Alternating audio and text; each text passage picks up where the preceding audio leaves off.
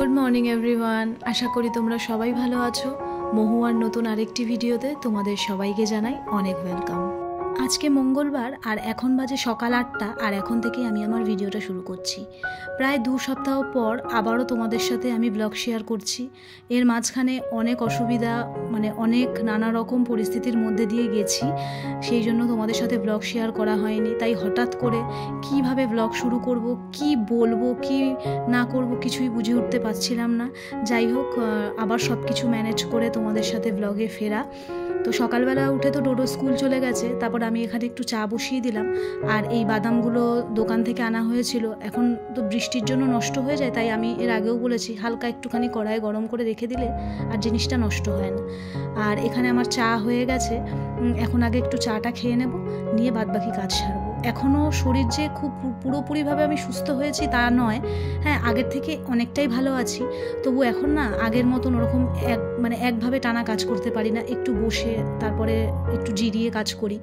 আর আমার জ্বরের পরে ডোডোরও মামস হয়েছিল, মানে গালের পাশে যে ফোলে টনসিল টাইপের একটা কিছু বলে ওটাকে।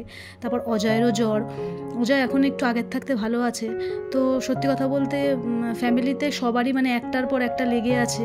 কি পরিস্থিতির মধ্যে দিয়ে যে গেছি, আর আমি জ্বরে যে এত কষ্ট পেয়েছি আমার জীবনে, আমি এই রকম জ্বরে কোনো দিনও কষ্ট পাইনি।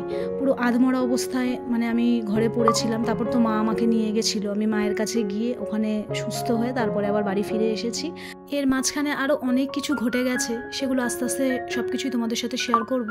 তার আগে রুমটাকে একটু ক্লিন করে নিচ্ছি, আগে বেডটাকে পরিষ্কার করে নিই। আর আজকে একটু ঘরটাকে ঝাড়বো।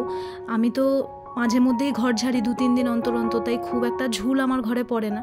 কিন্তু যেহেতু কালকে মহালয়া, এরপরে আর ঘর ঝাড়তে নেই, তাই ভাবলাম আজকে যতটুকু ঝুল ফুল এগুলো আছে এগুলো পরিষ্কার করে নেব, তাহলে আর সেই চাপটা থাকবে না।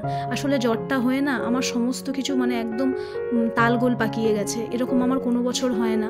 এই বছর পুজোর আগে আমার খুব সুন্দরভাবে কাজকর্ম হয়ে যায়, কিন্তু এবারই একটু অন্যরকম হয়েছে। আর আজকে ওই 11 দিন মতন হলো আমার মামি শাশুড়িও অজয়ের ছোটো মামি আমাদেরকে ছেড়ে চলে গেছে, তাই আজকে মামির শ্রাদ্ধ শান্তি, সেখানেই একটু আবার তার ফাঁকে এসেছিলাম।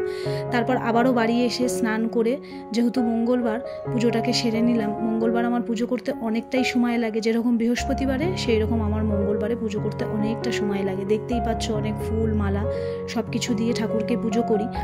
আর আমি তো ওখানে খাইনি, তাই আমি বাড়িতে একটু রান্না করে নিয়েছি আমার মতন।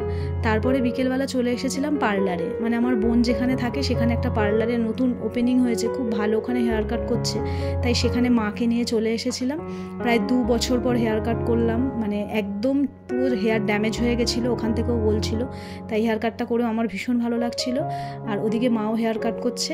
তাহলে আজকের ভিডিওটা এই পর্যন্তই থাক, খুব ছোট্ট একটা ব্লগ শেয়ার করলাম। খুব তাড়াতাড়ি দেখা করব নতুন আরও একটা ভিডিওর সাথে। ভিডিওটা যদি ভালো লাগে অবশ্যই আমাকে একটা কমেন্ট করে জানিও। আর খুব তাড়াতাড়ি দেখা করছি। সবাই ভালো থেকো, সুস্থ থেকো আর নিজেদের খেয়াল রেখো।